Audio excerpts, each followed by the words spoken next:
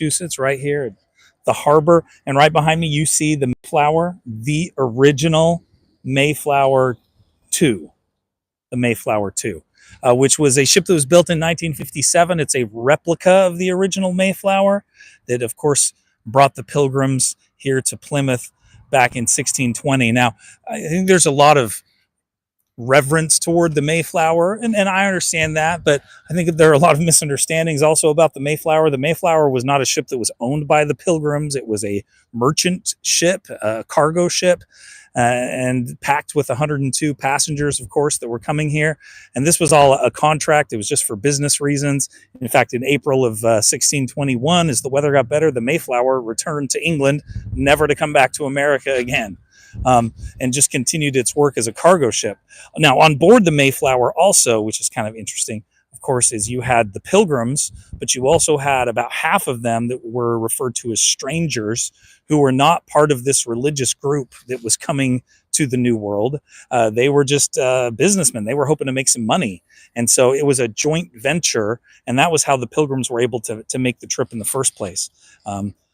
Now, this Mayflower 2, of course, this replica was built to be as much like the original Mayflower as possible, including the fact that it is a working ship. Like they can still sail it. It has sailed across the Atlantic before, this replica of the Mayflower. So it's a very impressive replica, even though it is just a replica. So anyway, you can actually get a pass here. It's called the Heritage Pass. It's, in the mid 40s as far as price as of, right now in 2024, and you can go on the Mayflower 2. You can also go to the Plymouth Patuxet villages, which are a replica of the original village and also of the Native American village nearby, some of that as well. And that is right here in Plymouth, a couple of miles away. And that's done with actors who are in character, who tell you about their adventures and what they're up to, and they pretend that it's the year 1620, and it's pretty entertaining and really interesting to see how they lived way back in the 1620s here in this area. And then also just over here, you see the original Plymouth Rock. It is housed under this colonnaded canopy. It's very fancy, and it is, of course, the original Plymouth Rock, sort of. There was no mention of a Plymouth Rock until more than 100 years after the Pilgrims came. So in the 1700s, there was talk about the rock, and this rock became the rock that supposedly the Pilgrims landed at. Although, like I said, the original Pilgrims never mentioned anything about a rock. But it has become very much a symbol of the Pilgrims, and it's been moved a few different times. Some claim that that's the spot where the Pilgrims actually landed, but really we don't know exactly where it was. It was somewhere in this general vicinity, probably somewhere within my sight line here. But anyway, it was moved a few different times, and eventually in I think it was 1880, they stamped it with the 1620 that's now on it very famously. But it is a cool landmark to see, and at least has been reverenced as the Plymouth Rock going all the way back to the 1700s. One other kind of really cool thing that's here in the vicinity is the statue of Massasoit. Massasoit, of course, was the leader of the Wampanoag Indians that were the ones that the Pilgrims met, and that really, without them, the Pilgrims would have never survived. They absolutely needed the Wampanoag Indians, and there were a couple of specific ones that were part of the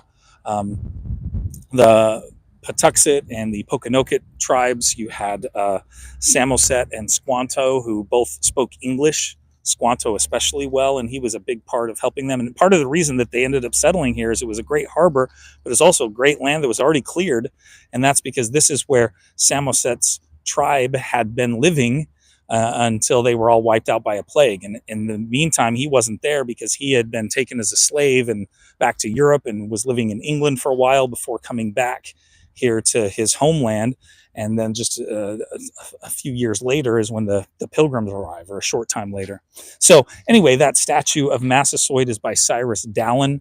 He's a very famous sculptor, especially of Native Americans. He's done a lot of those, but he's done a lot of other famous sculptures, including the Paul Revere equestrian sculpture in Boston, the very famous one of him doing his midnight ride.